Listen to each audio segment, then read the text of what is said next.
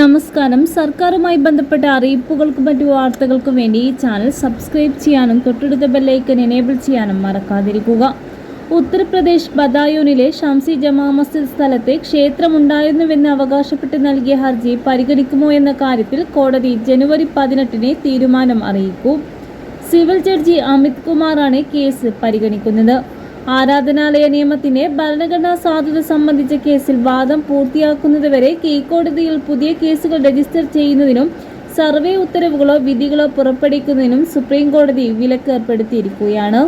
കോടതി തീരുമാനമൊന്നും എടുത്തിട്ടില്ല എന്നും ബാർ അസോസിയേഷൻ തെരഞ്ഞെടുപ്പിന്റെ പശ്ചാത്തലത്തിലാണ് ഹർജി 18 മാറ്റിയതെന്നും ഹിന്ദു വിഭാഗത്തിന്റെ അഭിഭാഷകൻ വേദപ്രകാശ് സാഹു പറഞ്ഞു.